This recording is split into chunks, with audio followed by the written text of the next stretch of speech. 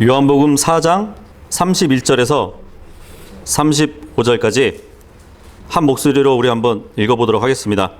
찾으셨으면 시작.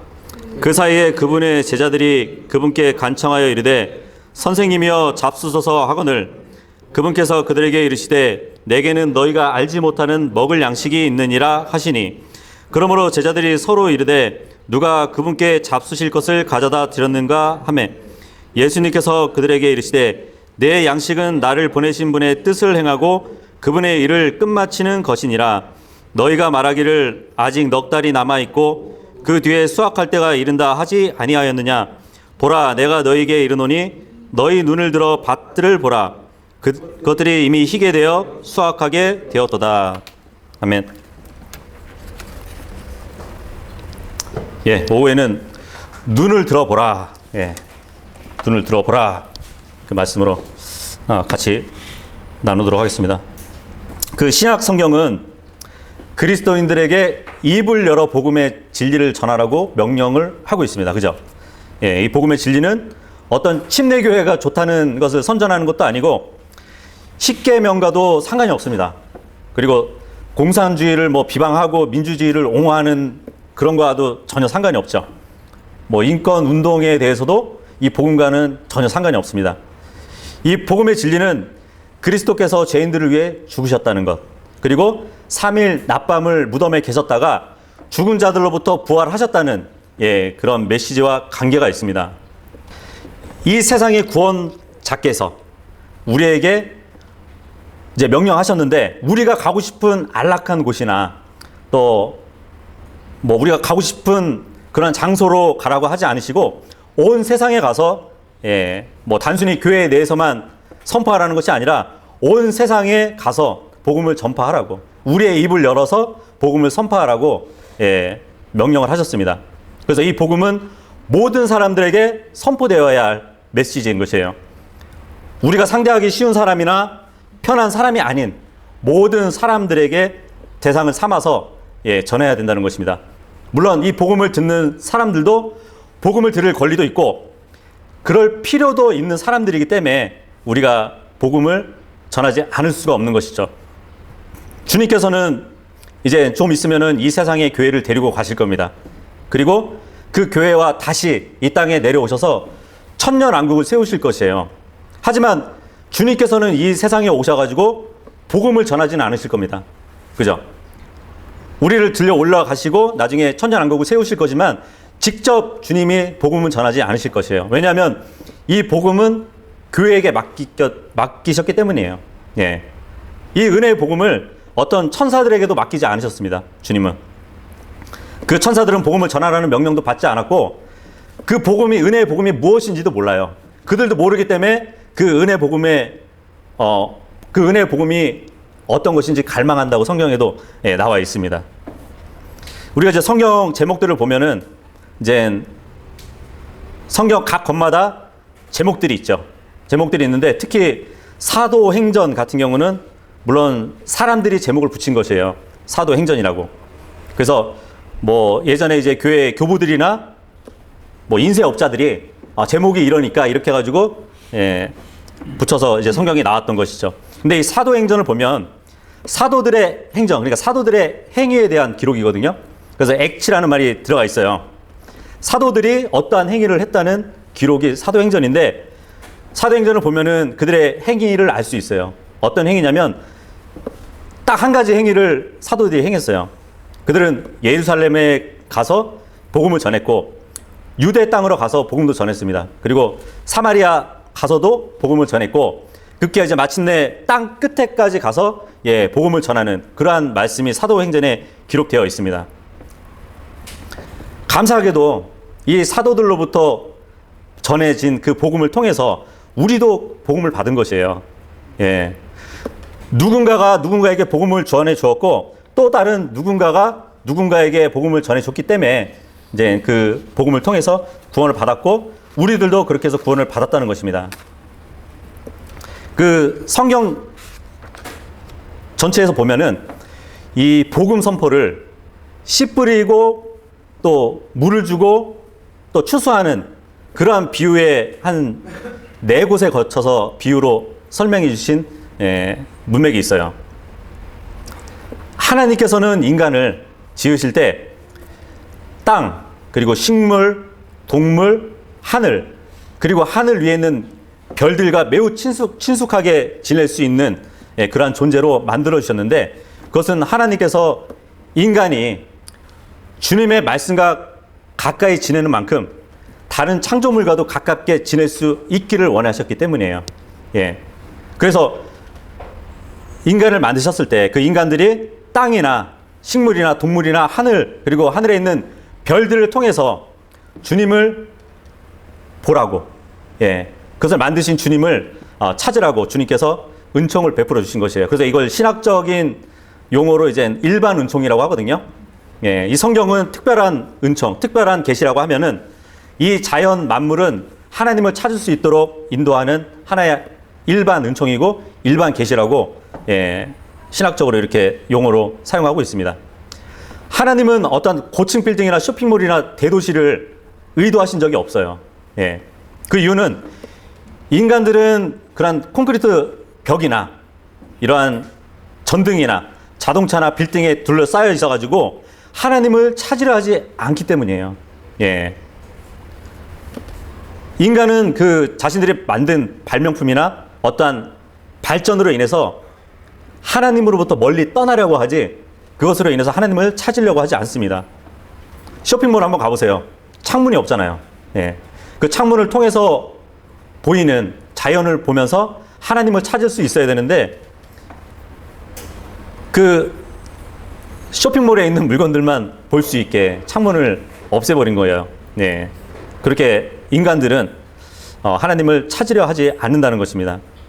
이렇게 하나님께서 만든 창조물로 둘러싸여 있어야 창조주이신 그분을 찾을 수 있는데 그러지 않는다는 것이죠. 예를 들어 뭐 어부 같은 경우는 자신이 바다에 나갔을 때 바다에서 부는 바람이나 좀 뭐 날씨가 안 좋으면 천둥이나 이러한 폭풍을 보면서 신의 존재를 아마 부인하기 쉽지 않을 겁니다. 마찬가지로 농부 같은 경우도 자신이 직접 생물의 출생을 직접 관찰하면서 아마 찰스 다윈보다 더 위대하신 하나님을 찾게 될 것이에요. 그래서 정말 현명하시고 전지하시고 전능하신 창조주 하나님을 아마 만날 수 있는 그러한 물꼬가 될 수 있는데, 이제 이 세상은 그렇지 않다는 것입니다. 물론 이제 특히 농부 같은 경우는 자기가 씨를 심고 물도 주고 그죠, 기르기도 하잖아요. 하지만 사람이 무엇을 심든지 기르든지 하나님께서 만드신 그 법칙을 또한 벗어날 수 없습니다. 무엇을 뿌리고 심고 기르고 추수하든지 항상 하나님의 법칙 안에서 그 일을 행할 수 있어요. 아무리 어떤 사람이 자기가 농사 일에 뭐 베테랑이라고 해도 최고 좋은 화학 비료를 사용하든지 뭐 자연 비료를 사용하든지 직접 농사를 짓든지 뭐 인부를 고용해서 짓든지 트랙터를 사용하든지 뭐 짐승을 사용하든지 간에 전능하신 하나님께서 허락해 주시지 않으시면은 그 곡식에서 쌀 한 톨이라도 얻어낼 수 없습니다. 하나님께서 허락을 해 주셔야 되는 것이에요.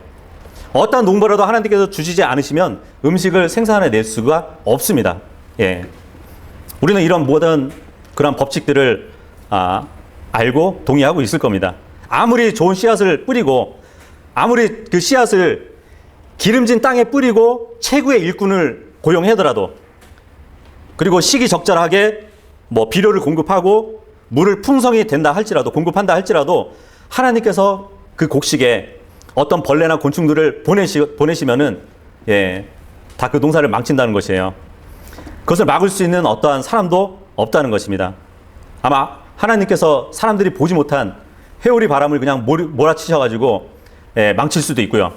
그리고 사람들이 보지 못한 큰 비로 인해서 망칠 수도 있습니다. 아니면은 뭐 아예 가뭄이 들게 해서 그 농사를 망칠 수도 있는 것이에요. 아무리 농사꾼이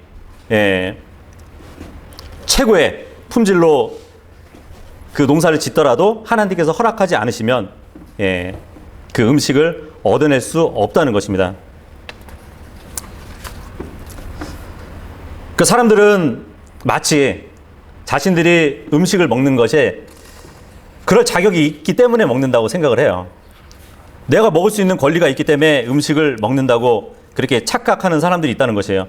내가 마트에서 사왔으니까 내가 배불리 먹을 수 있는 권리를 가질 수 있다고 생각을 하지만 하나님께서 공급해 주시기 때문에 마트에서도 음식을 사서 먹을 수 있는 것입니다.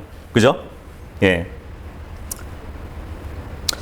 근데 이 농사, 그러니까 이제 어떠한 곡식을 심고 물 주고 이러한 일들이 복음 선포하고도 굉장히 밀접한 관계가 있어요.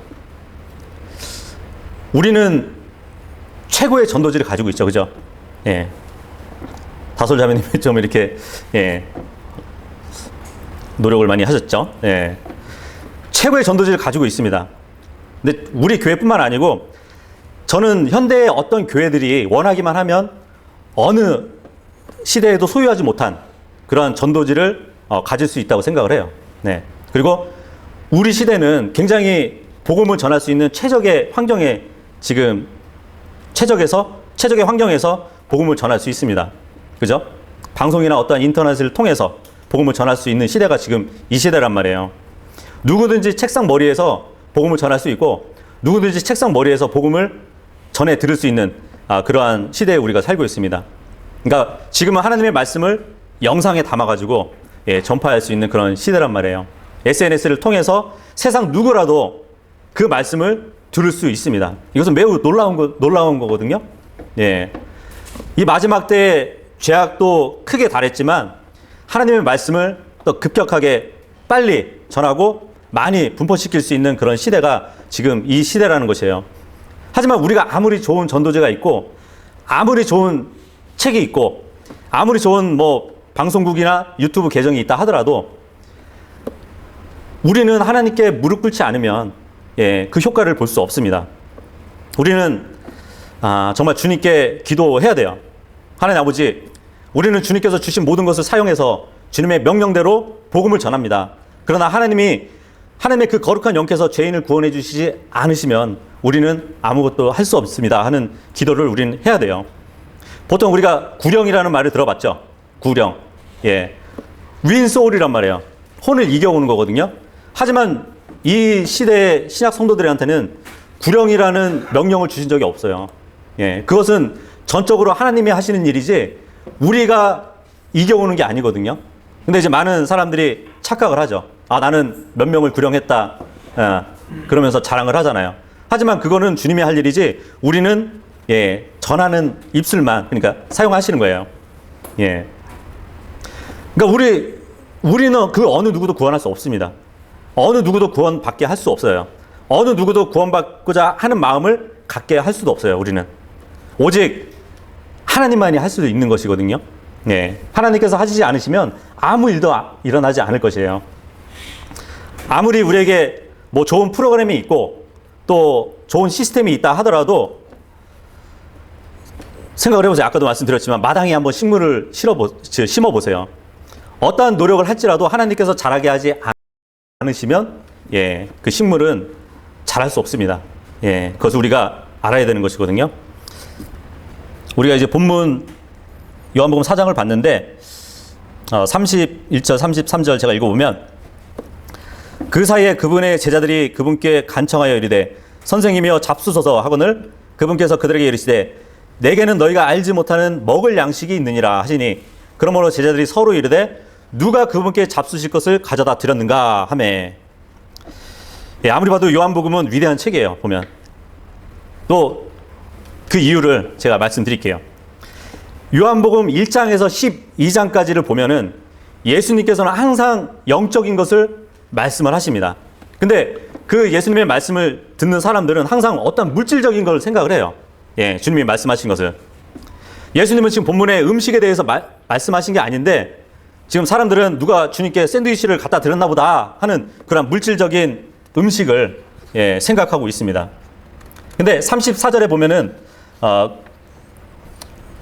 잘 나와 있는데 읽어볼게요. 예수님께서 그들에게 이르시되 내 양식은 나를 보내신 분의 뜻을 행하고 그분의 일을 끝마치는 것이니라. 내가 말하기를 아직 넉 달이 남아 있고 그 뒤에 수확할 때가 이른다 하지 아니하였느냐. 보라, 내가 너희에게 이르노니 너희 눈을 들어 밭들을 보라. 그것들이 이미 희게 되어 수확하게 되었도다. 모두가 물질적인 음식을 생각하고 있을 때 주님께서는 홀로 영적인 것을 생각하고 계셨던 것이에요.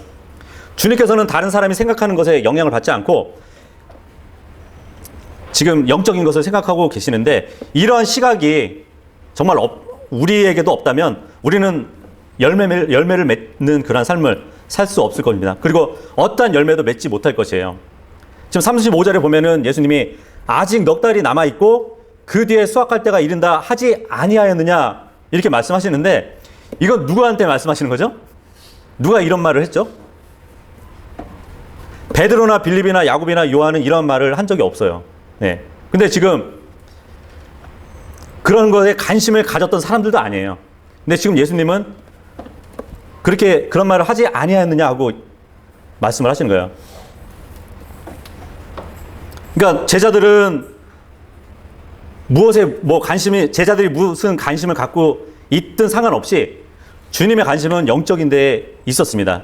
이 말씀을 보면 항상 주님은 영적인 데에 변함이 없이 그것에 관심을 갖고 있었어요. 근데 지금 보라, 내가 너에게 이르노니 너희 눈을 들어 밭을 보라.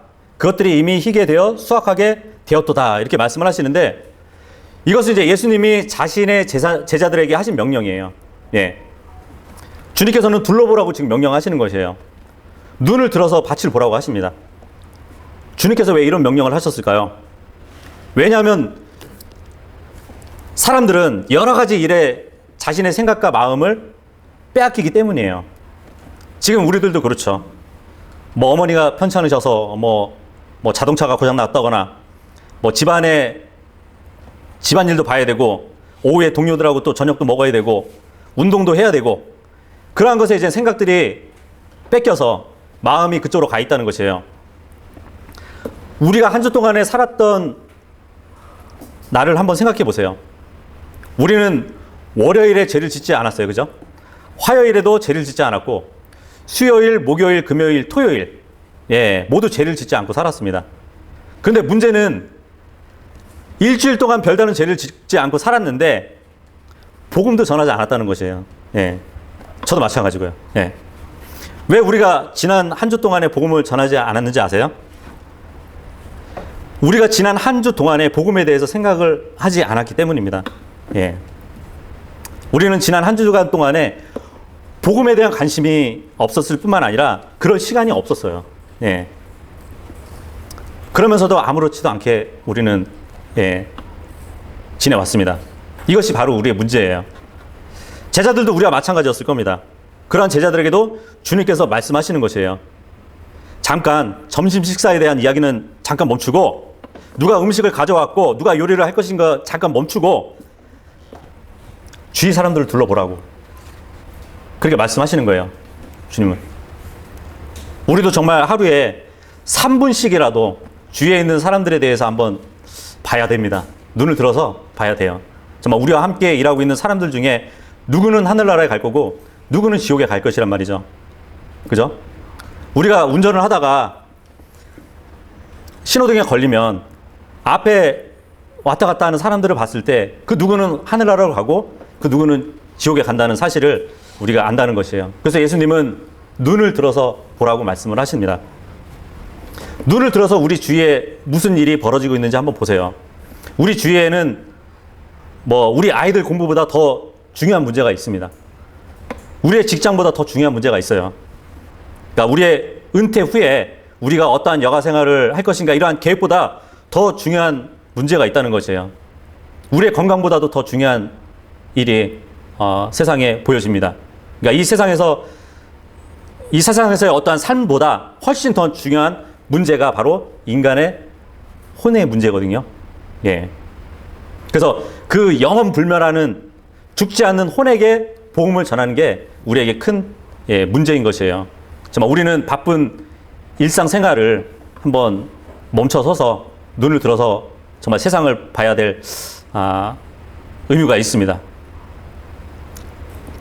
주님께서 만일 눈을 들어서 본다면 이미 수확할 것이 많다고 이렇게 말씀을 하시는데, 우리가 바쁜 생활에 쫓겨서 정말 눈을 들어보지 못할 정도로 바쁜 생활을 하게 되면 결코 수확할 수 있는 일은 없을 겁니다.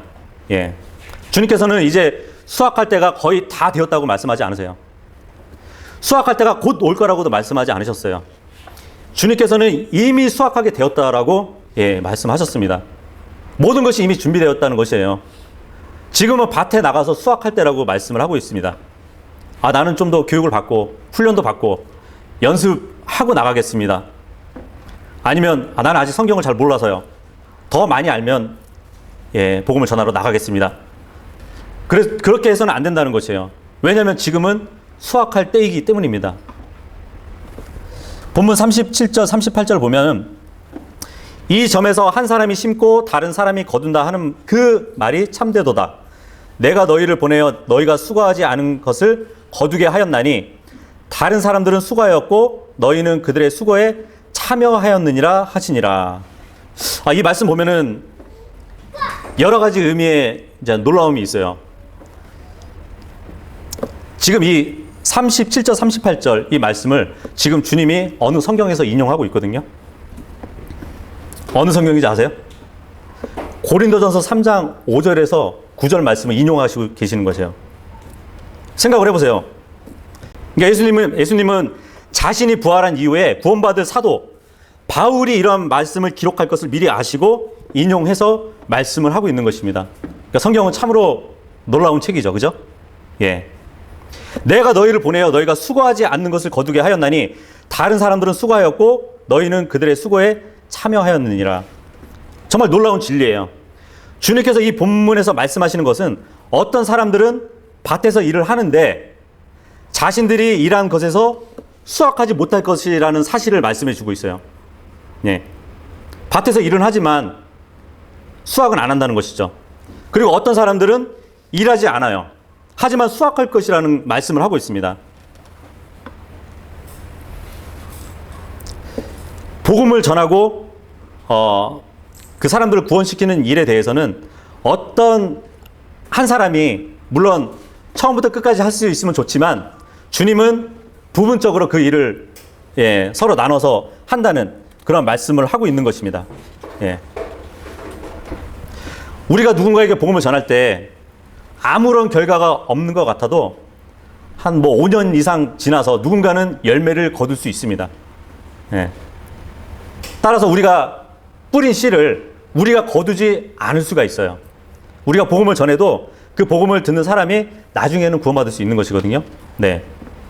그 반대로 어떤 분이 한 사람에게 복음을 전했는데 믿지 않다가 나로 인해서 구원받을 수도 있어요. 그래서 물론 우리가 복음을 전해서 바로 열매를 얻으면 좋지만 그렇지 않을 수도 있다는 것입니다. 지금 주님의 말씀을 보면은 그죠? 심는 자가 따로 있고 거두는 자가 또 따로 있다고 말씀을 하시잖아요. 하지만 중요한 것은 사람을 구원하게 만드시는 것은 우리의 일이 아니고 성령님께서 하시는 일이라는 것을 우리는 알아야 됩니다. 우리가 복음을 전해서 누군가가 구원을 받는 것은 사실이에요. 하지만 그 사람이 구원받는 직접적인 원인은 성령님께서 그 사람을 구원하시기 때문인 것이에요. 따라서 우리가 교회는 몇 명을 구령했고 그런 자랑을 할 필요가 전혀 없다는 것이에요. 왜냐하면 구령하신 분은 예수 그리스도이기 때문입니다. 저는 복음을 전하지만 제가 전하는 그 복음을 듣는 대부분 사람들은 구원을 그 자리에서 받은 사람들이 없어요. 그리고 혹이나 이제 누가 구원받았다 하더라도 다른 교회에 다닐 가능성이 굉장히 높습니다.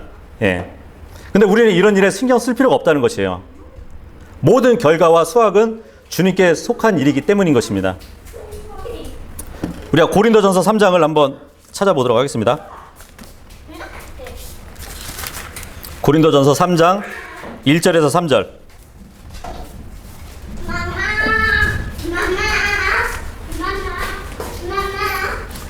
고린도전서 3장 1절에서 3절 읽어보면 형제들아 내가 영에 속한 자에게 말하는 것 같이 너희에게 할 수 없어서 육신에 속한 자 곧 그리스도 안에 있는 갓난 아이들에게 말하는 것 같이 하였노라. 내가 너희를 젖으로 먹이고 음식으로 하지 아니하였나니 이는 지금까지 너희가 그것을 능히 감당하지 못하였으며 지금도 못하기 때문이라.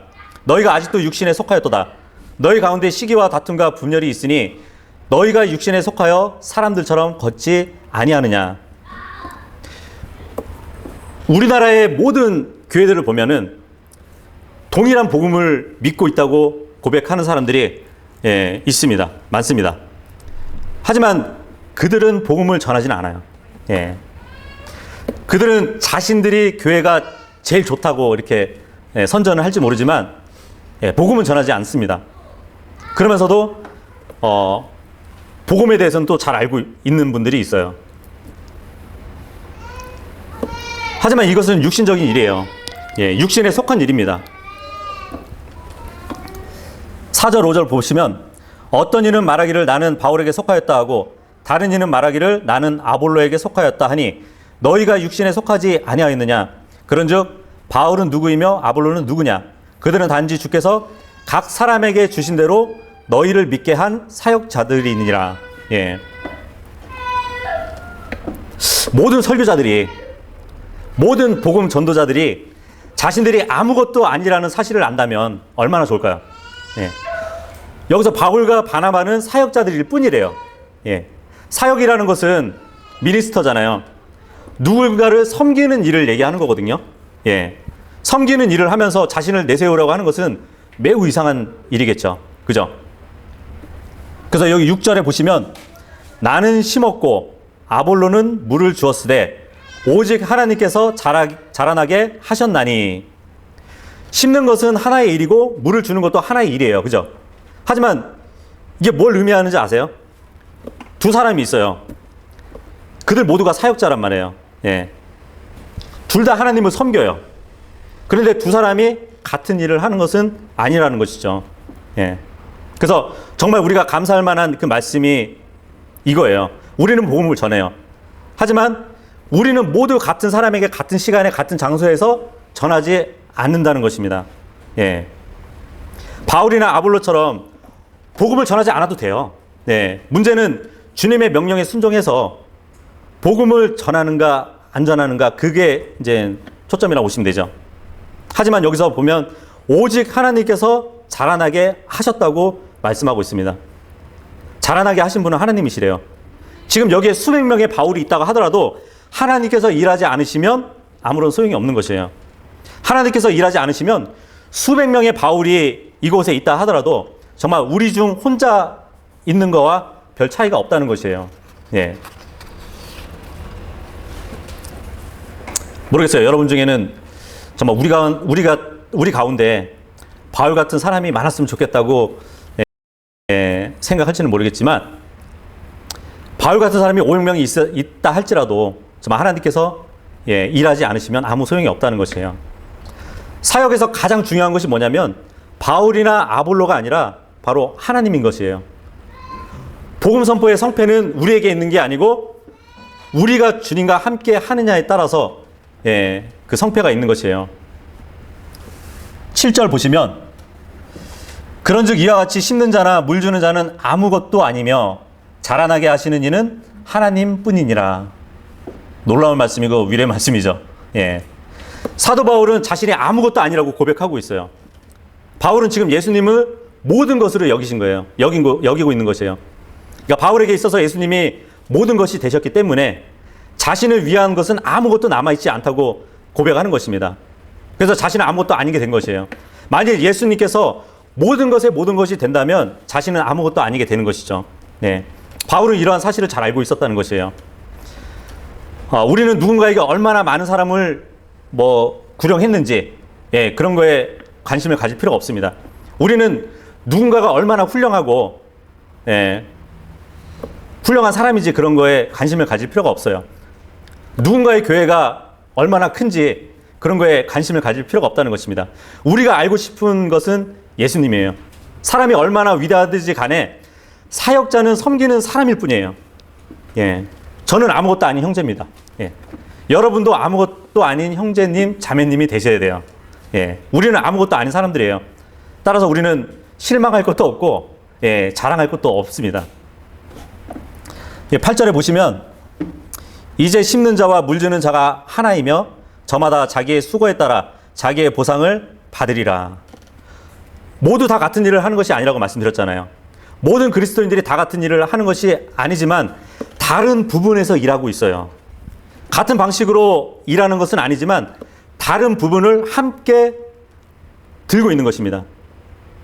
그러니까 서로 의지하고 있는 것이에요. 모든 사람이 각자 자기 일을 하지만 그에 따라 주님께서 보상을 하신다고 말씀을 하고 있습니다. 마저 9절까지 보시면 우리는 하나님과 함께 일하는 일꾼이요 너희는 하나님의 농사요 하나님의 건물이니라. 우리는 하나님의 밭이고 건물입니다.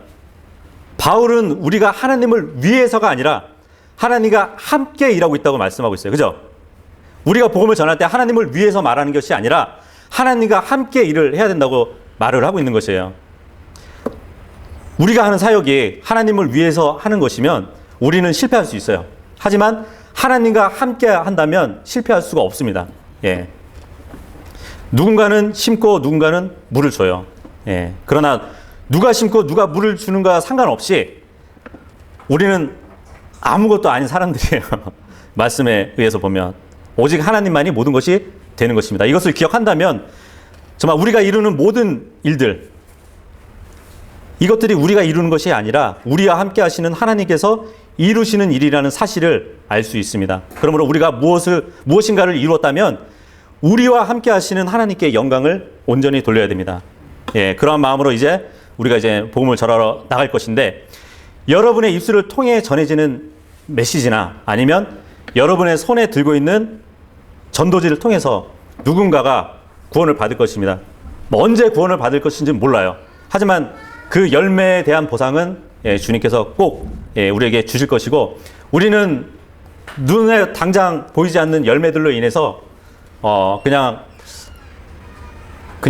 넘어가겠지만 나중에 그리스도의 심판석에 가면은 놀라운 일이 아마 있을 겁니다. 눈으로 보지 못한 열매들이 보상으로 인해서 계산이 될 것이기 때문이시죠. 그날을 위해서 열심히 함께 전하는 복음을 함께 전하는 여러분들이 되시길 바랍니다.